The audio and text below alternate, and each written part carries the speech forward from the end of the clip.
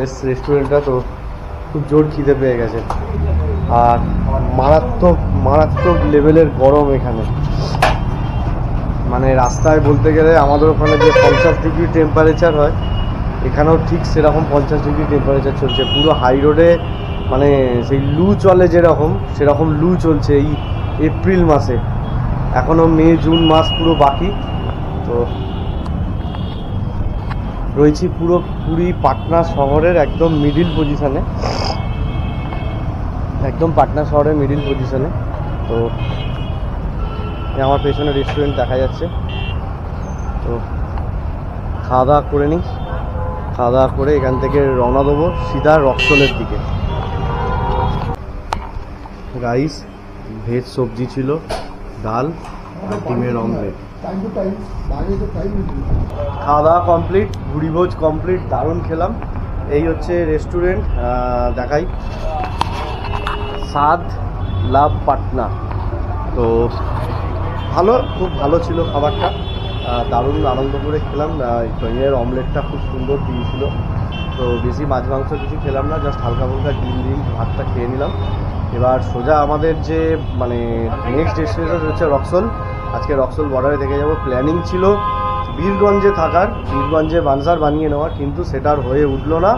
তো আমরা রক্সলে থাকছি। রক্সলে থেকে কাল সকালবেলা উঠে বানসার বানিয়ে আমরা পোখরার দিকে এগো। তো এখন অবধি পাটনা অবধি এসেছি, বাচ্চা বিকেল 4টে। তো চলো এগোনো যাক।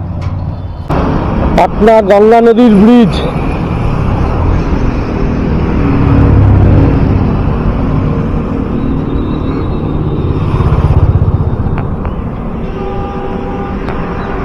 দারুণ লাগছে, দারুণ দারুণ, কোনো কথা হবে না।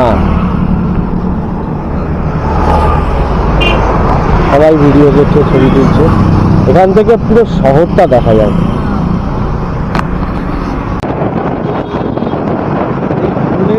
যাচ্ছে কেটিএম যে বাইকটা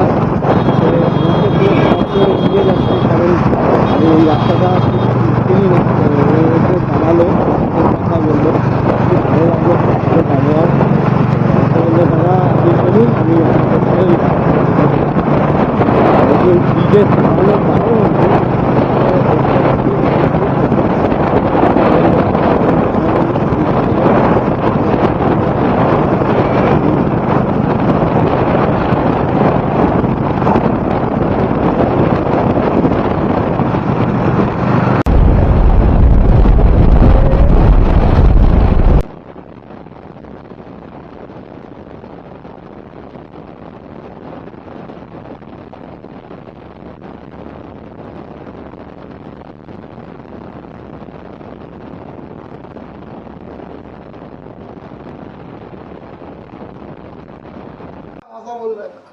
তো অ্যাটলিস্ট হোটেলে পৌঁছালাম। মানে ধরে নেওয়া যেতেই পারে যে 24 ঘন্টা বাইক মানে বাইকের সাথে কাটালাম। হ্যাঁ না, কালকে আমরা 10টা সাড়ে 10টায় বেরিয়েছি, এখন কটা বাজে? 12 ঘন্টা হবে। তো যাই হোক, লাস্ট অব্দি হোটেলে পৌঁছে গেছি। হোটেলটা দেখাই, খুব সুন্দর। এখন সন্তোষদা রান্না করবে বলে গ্যাস ক্যানটা খোলার জন্য ব্যস্ত। আমি বলেছিলাম যে 2টো গ্যাস ক্যান কমসে কম তোমার ব্যাগে ঢুকিয়ে নাও। গরিবের কথা, বাসি হলেও সত্যি হয়। আমার কাছে তো একটা স্টোভ, আর একটা স্টোভ তো ও বাবা, তাহলে ছেড়ে দাও, এখন রান্না হবে, সারা রাত হই হুল্লোড় হবে। দেখা হচ্ছে রাত্রিবেলায়।